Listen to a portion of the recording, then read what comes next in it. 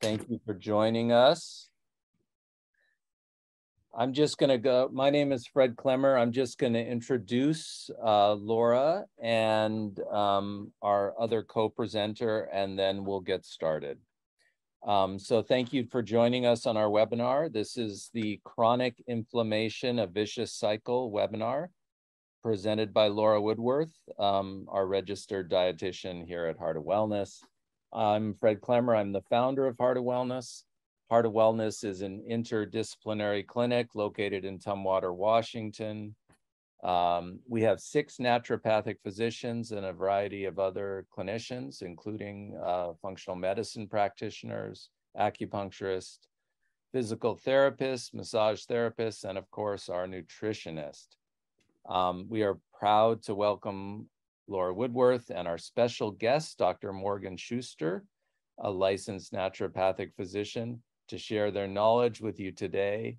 And then following the presentation, Laura and Dr. Schuster will answer any questions if time permits. They can't go into specifics of cases, but they will do their best to answer questions to the best of their ability. And with that, I'm going to highlight the 2 of them and you can get started. Thank you. Can everybody hear me all right? I assume that's a yes. Well, thank you. And here's me with my mask on. And I think, Fred, I can't quite remember what you said about me, so I'm not going to read it out loud, but I'm going to switch to Dr. Schuster, who's one of my favorite doctors to work with at Heart of Wellness. I love all of them, and especially I love Dr. Schuster. So I asked her to come to you. And oops, excuse me. Okay, I skipped her. You passed me. That's okay. There you are. Do you want to introduce yourself, or do you want me to compliment you somewhere? You know, I love the compliments. I'll take all the compliments. Yeah, I'm a naturopathic physician. I work at Heart of Wellness. I've been there for now over 3 years, and I have a focus in women's health. But I see everyone and anyone. For my entire time kind of working as a naturopathic physician, I've always had a strong focus in nutrition. And so it's wonderful being able to work with Laura because she just goes into such great depth with my patients in terms of finding a nutrition model that's right for them, that's going to be sustainable. And I always lean more towards that anti-inflammatory nutrition model because it's really evidence-based. It's, you know, there is a lot to back it up.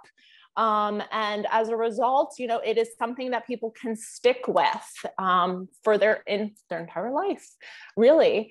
And Laura goes into that nitty gritty. And we're going to talk a lot about that today, kind of what you can do starting today to encourage a nutrition model that's going to help relieve, reduce, minimize inflammation and why that's important.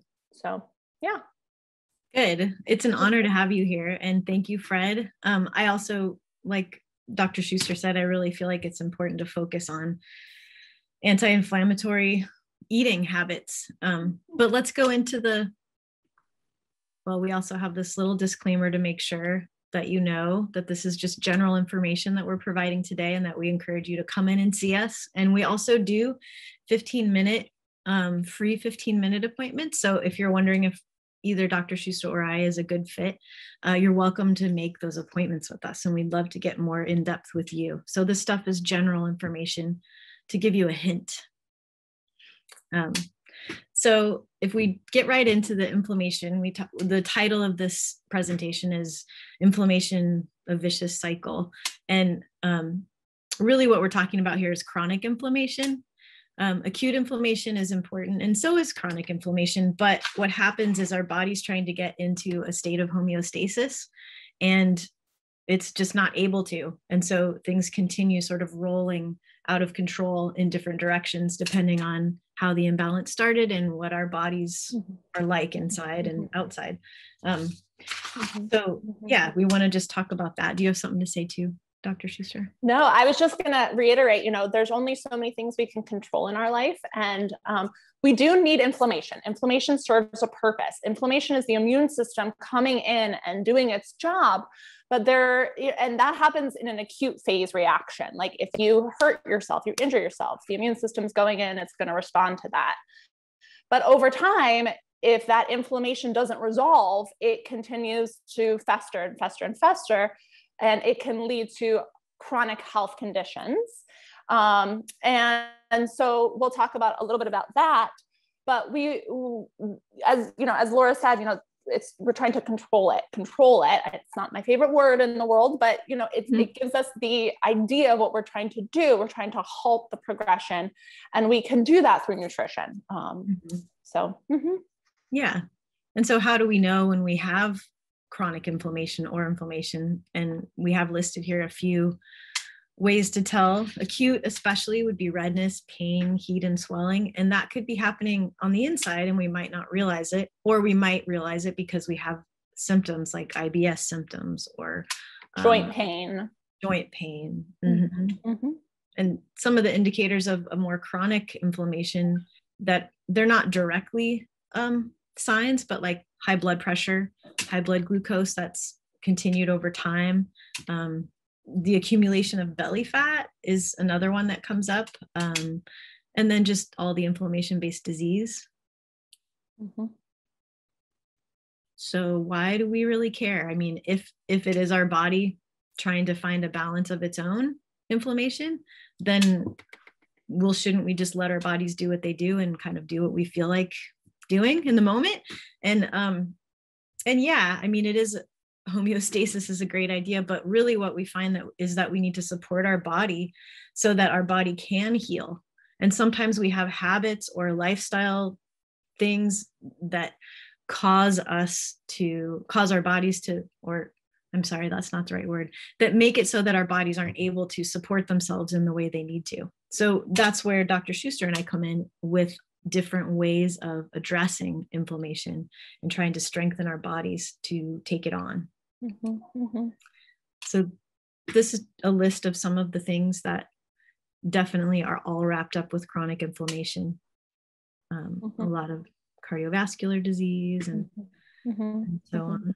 Yeah, and these are kind of some of the chronic health conditions that we both see on a daily basis. And these chronic health conditions in particular, there's a level of chronic inflammation that led to these chronic health conditions, but nutrition also can play a key role in reducing symptoms and managing these health concerns. So, yeah, it really can make a difference. I'm going to go to the next guy. This is more kind of the same. And I was trying to think of some examples of patients that we've had who we've seen them make changes and decrease their inflammation. And I know that we share one patient who has diabetes and she struggles with her daily habits. And I worked with her to try to change some of her daily habits. One of which was just to have one serving of fresh vegetables a day. It was just the smallest thing ever. But in order to get there, we had to sort of process through like, okay, well, where are you going to prepare your fresh vegetables? Do you have counter space? It turned out she didn't have counter space. So we had to talk about, well, what would it take for you to clear off that counter space? And it turns out there was nowhere to put the things that were on the counter. And so we processed through that a lot together and tried to get to a place where she felt like she could take action. And then she did take action and she started to have a serving of fresh vegetables every day. It was like this breakthrough moment. And she actually could tell the difference in how she was feeling. But she's somebody who's, continuing to work on it. And I know you see her also, Dr. Schuster, and she's, yeah. And we do see reduction in inflammatory markers. So we see over time that markers of inflammation, which we'll talk about those specific markers later on in this talk, but markers of inflammation do decrease even by simply adding in, like you said, maybe it's just a serving of fruits and vegetables per day, which is a great place to start. Right. So to start, it gives you all the different things. Yeah. Right. Yeah, exactly. Yeah. So if you're, we'll go into some of the things that you can do today just to start. And maybe it does mean that we're going to have to, or you and I, or whomever you're working with is going to have to look at is how can we make this work for you that's going to be sustainable, number one, and B, also a big key here is not making it too stressful. Ultimately, we are always, my perspective at least, is to reduce stress, to minimize stress, because we do see that can lead to chronic stress can lead to some inflammation in the body. So Laura, you take it away with the 5 pillars that we think are important. Basically, we wanted to look at it through the lens of the 5 pillars of health. So we want to break it down and start with stress and then go into nutrition a little deeper, and then talk also about exercise, movement, sleep. And I think supplementation can come along the way, because there's some things that we get from food that we can also get from supplements. It's just really a matter of, in my opinion, the best way to get nutrients is through whole foods, because there's a synergy in whole foods that we cannot even understand. I mean, there's just so much going on with how different compounds interact in our guts and with our microbiome. But when supplements are necessary. And so we can talk about those too. But first, let's talk about stress management, because stress is really key also. I don't know if you want to talk about cortisol, Dr. Morgan. Yeah. So we see with stress and states of chronic stress, we do see that there's certain hormones that can be elevated, cortisol being one of them, and or can be reduced in certain situations, especially prolonged stress. But cortisol is this really interesting hormone that does drive kind of our insulin levels, and as a result can lead to some other states of inflammation. So there's ways to measure cortisol in particular. They're not always the best ways to measure cortisol, but there's ways to measure cortisol in a body, whether that's through the blood or through urine analysis or salivary analysis. We can get a sense of where your cortisol is at, and if this is maybe one of the pathologies that may be contributing to a state of inflammation and a state of chronic stress. So, I feel like it's anything to add there. Well, we have the obesogenic word next, and I was thinking about how cortisol and insulin, those all lead to what we talked about before about belly fat accumulation and just stress and all of those things coming together, especially women who are older, like, over 40 into the 50s and 60s, really struggle with gaining weight, and also especially gaining belly fat. And those are, I feel like that's very stress related, but also it's related to the hormone balance in their body. And so when you have a lot of cortisol, there's just a lot of imbalances that can occur. So they're all wrapped up together with inflammation. And I have survival mechanism here. Stress is a survival mechanism. I think you were gonna. Yeah, I love to talk about this. So stress, like inflammation, it serves a purpose in the body. We over time have evolved, and as humans, as a species of humans, so that if our body is perceiving that we are under a state of chronic stress as a way of surviving, as a way of preserving resources, we tend to want to, or the body will have mechanisms in place to hold on to weight, for instance, as a survival mechanism. So the analogy I like to use, or kind of the way that I like to think about it, is historically in times of stress, they were usually episodes of war. And following war, there was often some years or some period in time of maybe not enough resources, not enough food in particular. So our body tends to, in a state of chronic stress, want to potentially hold on to weight and store it. And so it's a protective mechanism. Our body is doing things to serve it, to help it. but maybe, we're not in a war right now, maybe, hopefully. And the stress isn't necessary at this point in time.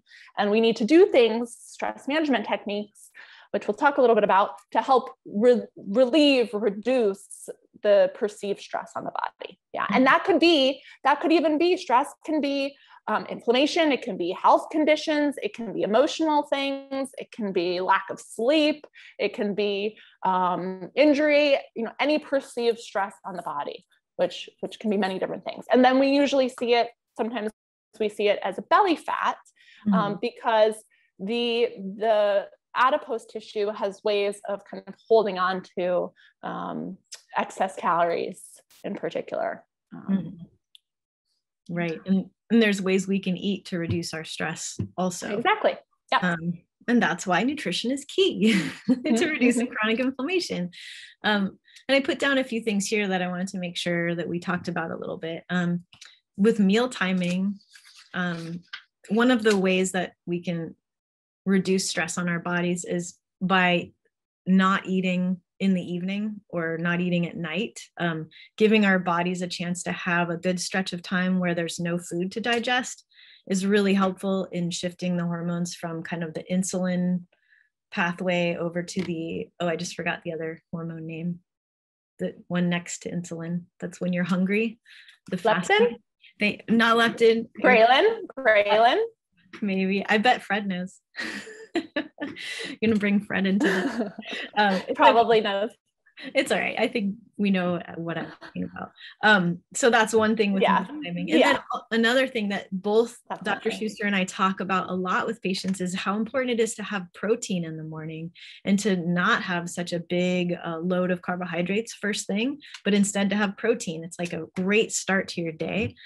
And then with macronutrient balance, for this piece, I don't want to talk about ratios of fat to carbohydrate to protein necessarily, but more like if you looked at your plate for the whole day, if you took everything you ate in one day and put it all on one plate, which I know we don't really do, but if at least half of that plate was covered with fresh leafy greens and all kinds of different vegetables, even if you did that, that would, first of all, up your fiber for the day. You might not even need a fiber supplement if you were able to eat that many vegetables and fruits also. But it also improves you're getting tons of micronutrients from those fresh foods. And like I said, if you can have those foods instead of taking vitamins, that's even better. Get your beta carotene and your selenium and your zinc and all the good ones. And you're also getting a tiny bit of omega-3 fatty acids whenever you eat vegetables. I don't know if you realized, but there is just a small amount of those that add up over time. And then, of course, hydration is really important. We don't want to overhydrate, but we want to keep our urine a very light, pale yellow color is a good thing to aim for, unless you're taking B vitamins, and then you might find that your urine is super bright yellow, and don't worry. Is it B6 that does that? I think. Yeah, some of the flavonoids and the B vitamins will do that. Yeah. B6 is one of them for sure. Yeah, definitely. And anything else you want to add to my kind of ramble about the things I had up here? No, I just like to tell people the American Cancer Society, ACS, recommends 7 to 10 servings of fruits and vegetables per day just to prevent cancer. I think so it's a good amount of fruits and veggies, but if you're getting in that half your plate being vegetables, you're pretty darn close there. And that's just to minimize, to prevent the chance of cancer, which is, one of those chronic health conditions or those states of chronic inflammation. So hopefully not a chronic health condition, but some are. So we want to really focus our nutrition on fruits and veggies. And if you're struggling to figure out how can I get in more fruits and veggies, or how do I even cook this vegetable, which I often have a hard time with. Like, I don't even know how to make a vegetable. Laura's great with that. She knows how to make these fruits and veggies or whatever you're interested in tasty and delicious. And luckily we're in Washington, most of us are in Washington, except maybe Fred. Fred has lots of lovely fruits and vegetables where he is. There's CSAs, there's farmers markets, especially this time of year. So it's a great way to get in new fruits and veggies and ask the farmer, how do you make this dandelion green or whatever it may be? Right. That's interesting you, because you want to make your food taste good. I don't want anyone ever to eat anything that doesn't taste good. No, and coming up with new sauces or finding recipes for new dressings, that can make everything, just the difference in everything. If you just find a sauce you like lemon tahini dressing. Oh my gosh.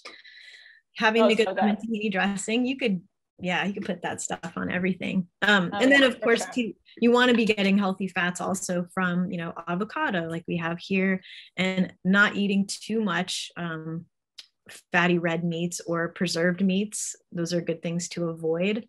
And then I'm going to go to the next nutrition slide here. And then just like we said, focusing on a whole fresh foods diet, that is an anti-inflammatory diet. That's what we're talking about here. You're getting it. If you're eating whole foods, you are on an anti-inflammatory diet, and especially things like fresh herbs, vegetables, fruits. Look for things that have really strong scents that you love, bright colors. Let your senses guide you. And then just as a rule, in order to reduce inflammation, if you avoid processed foods that come in boxes and that have big lists of ingredients, and you look to see where you're getting extra sugar in your diet. A lot of people eat really, really well, but then they stop at Starbucks and pick up a mocha, or I can't think of a good one. There's so many kinds, like a pepperminty chocolate something, and it'll have 6 pumps of liquid sugar in it. And do you really need 6 pumps? Maybe you could get 1 pump, or maybe skip Starbucks twice a week, or do things like that would help reduce that sugar intake. Sugar in particular, and I don't know if we really talk about this, but the processed sugar, the simple sugars, they increase our cytokine production. Cytokines are a molecule in our immune system that are an inflammatory molecule.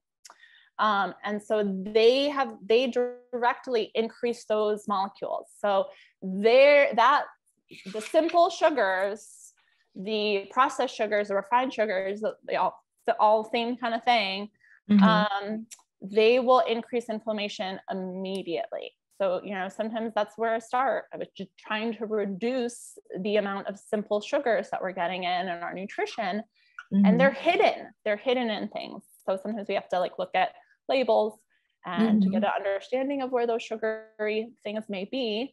But honestly, if you can minimize your sugar, I think usually most of my patients that do that, they notice right away improvements in maybe energy, mood, focus, and concentration.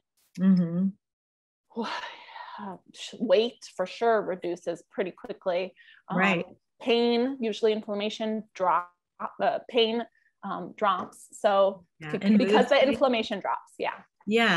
All those things. I do feel like if there was one thing you could do, it would be to just take sugar down a few notches, right? That would be the first thing to do. I also wanted to, before we move on from the food focus into the other pillars, I wanted to mention that food allergies are a big deal too, that some people have food allergies that either they're aware of and they just ignore, or that they're not aware of and that they could use some help figuring out. And those food allergies really cause a lot of inflammation that we deal with. And the most common ones are milk, eggs, fish, wheat, tree nuts, peanuts, soybeans, and shellfish. So those are just something to remember. And what else did I want to say? Just going for the fresh food is a good way to go. And I would love to help you figure out if you have food allergies. Just come and see me. All right. And then exercise and movement.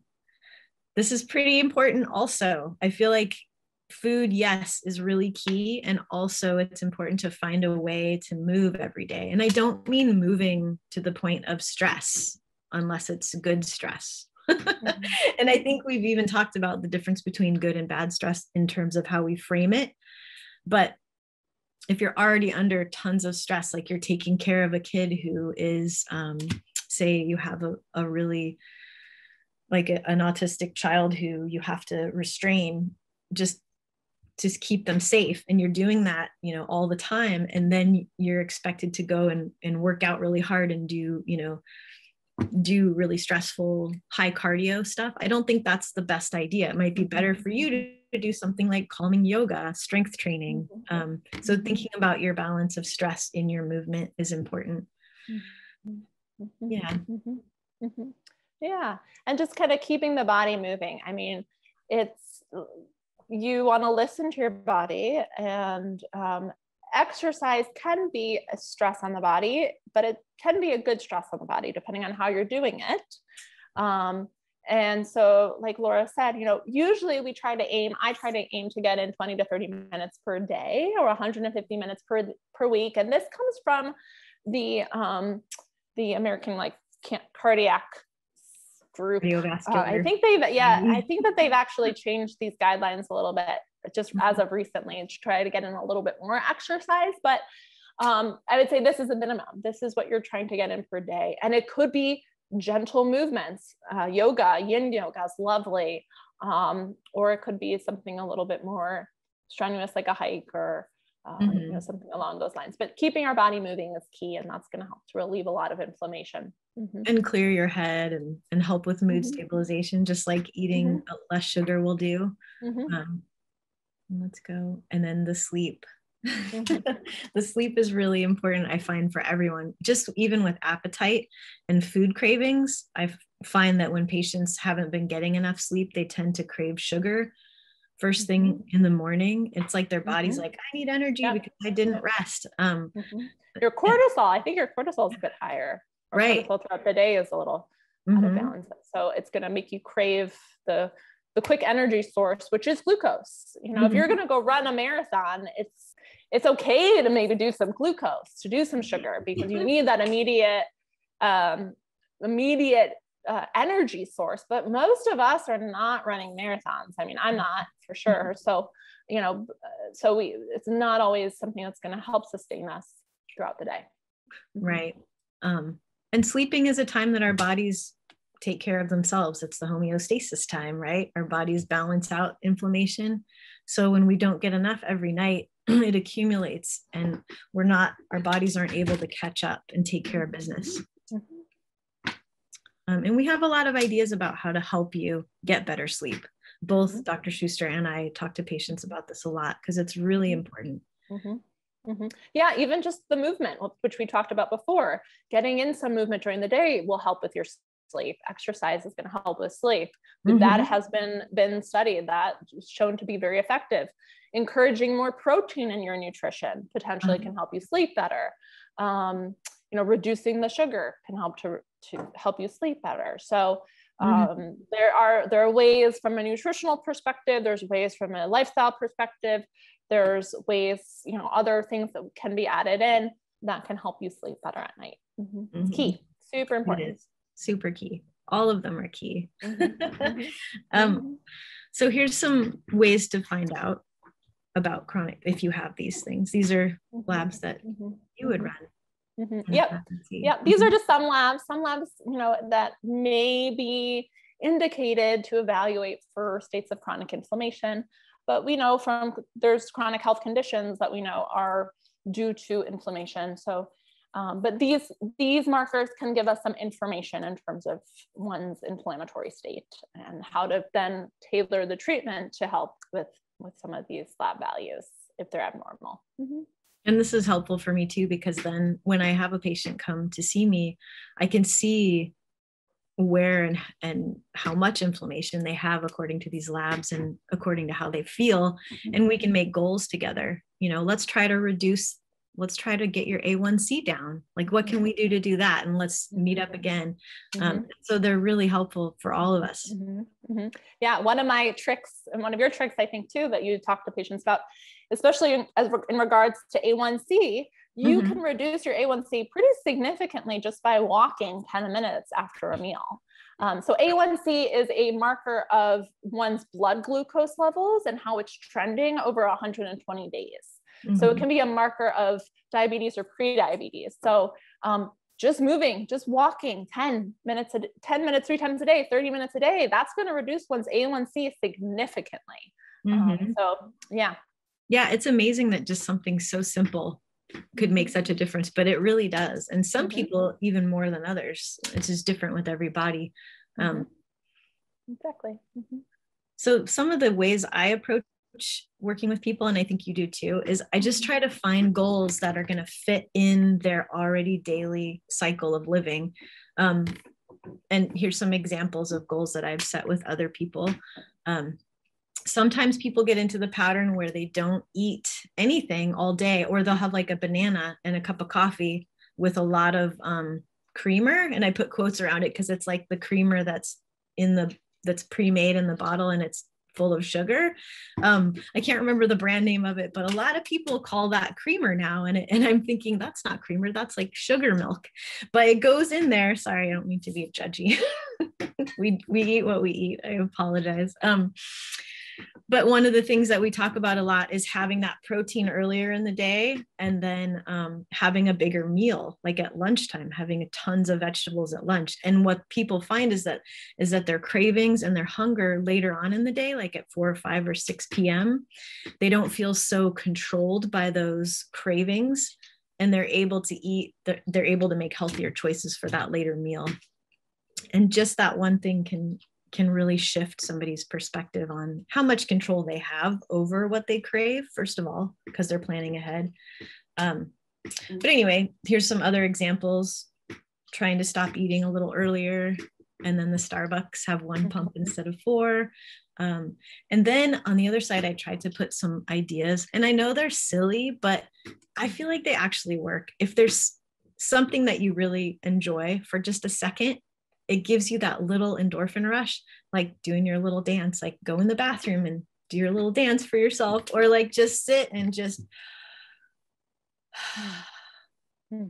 breathe and think to yourself, I did that. I rocked it, right? Another thing that I actually just started doing and is really stuck is that before I even get out of bed, I think and I say out loud, it's going to be a great day. And I don't know why, but just that little simple thing really kind of starts my day off right. I get a little thought that's a positive thought. So when we try to reward ourselves for these small behaviors that we change, I think it really helps to keep it going. It creates a different cycle of positive energy. Yep. Do you have any things that you like to do with people? Yeah, I mean, I love those suggestions. You know, our mindset about it, you know, in terms of behavioral changes is key. And that's the trickiest part with all of this is, you know, making behavioral changes. So yeah, I love what you suggest. I also will tell people to create sticky notes and put them on their bathroom mirrors that say things like, even if you don't believe it, it doesn't matter. You don't have to believe what you're writing. That is fine. Right. But there's been studies, there's evidence to support, just like even just seeing these things written on sticky notes in the peripheral vision, your brain starts to think these things. So it could be like, you know, you're awesome, you're smart, whatever it may be that makes you feel good, just write it down, right? And put it on your sticky note and look at it every day. You don't have to intentionally look at it. You know, when you're getting dressed in the morning, it's there. That can be a really great way of just kind of helping to encourage some behavioral changes. So I love what you're thinking, you know, gratitude journals. I have a lot of patients who do gratitude journals. So, yeah. So they just, you know, write something that they're grateful for. I know that my partner, I'm not as good at doing this, but my partner on his to-do list has a gratitude statement at the beginning of his to-do list. And he changes it, I think every week or every month, something like that. So when he has to like look at everything he has to do, he's like at least reminded of like, oh, I'm grateful I have a car that works or runs or whatever it may be. I'm grateful that, you know, the sun is out today. It doesn't have to be something huge. It's just, you know, just a little shift, right? Shift. Yeah. That's one of the things I love about working with you too, is that I think we both have that same, that's really going to help people move forward instead of spinning and being hard on themselves and feeling like failures. Like we're not into failure at all. That's not an option. Laura. Yes. Just as a time check here, Yeah. we just have about 7 minutes left, I believe. Okay. Just wanted to remind you of that. Well, great, because we're at the part where we ask people, or people have ideas they want to share. Yeah, or questions you guys can put in the chat box. I think that Riley's monitoring it. Yeah, we're ready. So we are ready for any questions, thoughts, concerns, whatever's come up for you. Yeah. You got anything, Fred? Well, I was going to say, if you feel uncomfortable sharing it verbally, if you want me to unmute you, I will. Otherwise, you can share it in chat directly to the marketing team here, and I will make sure to ask the question.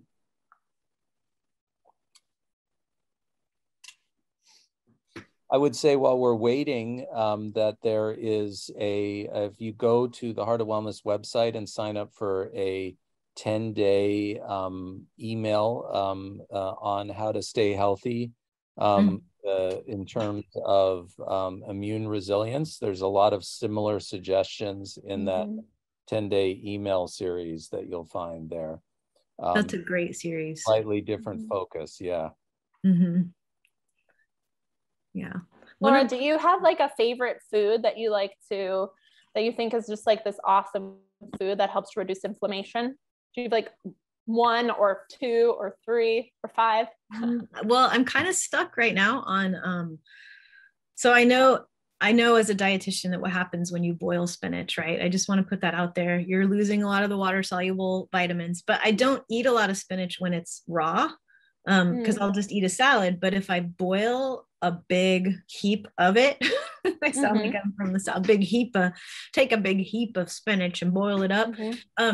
Then I'm able to squeeze the water out and put some ole kraut in it and put a little vinegar and a little soy sauce. And then I cook one of those salmon patties from Costco and I put that on top. And it's like my most favorite meal. I feel so good after I eat it. I don't know if it's the spinach or the fish or what, but that's what I just had before we met, because I know it makes me feel good and clear-headed. Nice. So, and then do you have one that's on the top of your mind? Oh, in terms of food, I mean, I loved your idea about tahini. I mean, tahini is like a super awesome anti-inflammatory, I think underrated food. The sesame seeds are great. I think we have some questions though. But yeah, I love tahini. I'm a huge hummus tahini lover. Of course, ginger, turmeric, all those foods are great anti-inflammatories, but I think we forget about like tahini and the humble tahini. Others. Yeah, exactly. Yeah. So I have some questions here. The first one is, there's 2 related to metabolic health and sugar. One is, how many grams of sugar is a good target? And does walking benefit A1C reduction? That's one of our blood markers for metabolic health. As much if it is not right after a meal. So walking in general versus right after a meal. And then there's one more question after those ones. I can do the sugar one pretty quick. I would recommend trying to get 10 grams or less of sugar, of added sugar, not sugar that's intrinsic, but added sugar per day. And if you keep it under 20 grams a day, I think that's a success also. But aiming for less than 10 grams a day is a great goal. Of added sugar. Yeah. I'd have to look back at the studies that were done with walking and A1C reduction. It will be helpful. I mean, it's not, I would say get in walking no matter what is better than no walking whatsoever. And you don't have to walk directly after the meal. I mean, it could be, I think I have a background in Ayurvedic medicine, so it's important to let your food digest a little bit before you go and move, but that could be 20 minutes or so, half an hour, and then go for a walk. I would probably try to get some walking in within, 2 hours after the meal, some period between 2 hours after the meal, to help with that A1C reduction. But I don't know. I'd have to look back at the studies to see when people were walking in relationship to the to the A1C reduction. So I can maybe get back to you about that. Great answer. Bottom line is walk. Yeah, exactly. Exactly. So one more question, and then I think we really are at time. Okay. This is someone who just switched their breakfast up. They're trying to eat less processed carbs. Yay. And yeah, good. But then they're worried about eggs potentially being inflammatory. Can you speak to that? Right away, I can say that I think if you're getting eggs from a local farm and they have a lot of omega-3 fatty acids in them and they're bright orange and they stick way up when you break them in the pan, you know how then that's a good sign and that there's a lot more nutrients in those eggs. If you're eating, you know, eggs from the store and they're kind of pale yellow, then it might not be worth it. But what do you think, Dr. Schuster? Yeah, I mean, I think that's pretty similar. I think the concern that people get from eggs with cholesterol levels, it's not one of the foods that I'm concerned about. It's not one that I go after. I don't think it's not like I said, not one that I'm terribly concerned about. Of course, with that being said, you want to do everything in moderation. So if you're eating, I've had patients, I've had patients eat 24 eggs in a day. Swear, I have a patient eats 24 eggs in a day. That was a little too much. Now, most people are not doing that. So, you know, if if eggs are one of the foods that you do eat maybe 3 days a week, that's fine. So everything in moderation with it. Yeah. And if you can get your eggs from a local source or, you know, just that are farm fresh, and that's wonderful. That's lovely. But eggs are a good source of protein. So it's not one of those foods I go after. Good. Yeah. And I agree about find a balance, you know, maybe 2 or 3 eggs a day, but not like 8 or 10. Yeah. It sure has been a pleasure, Dr. Schuster. Thank you. Yeah, likewise. Yeah. Thanks for inviting me. Everyone. Thank you, everyone who joined us today. We really appreciate it. Then let everyone know that didn't get to make it on. I know we had to reschedule, but let folks know, please, that we will have this recorded and available. So if you know someone who wanted to listen to it last week, we will have it available. Thank you very much. And don't forget about the free 15s. We're here for you. We'd love to meet you and hear about what you want to learn and talk about. Thank you so much. This was great. Bye. Thank you. Bye-bye.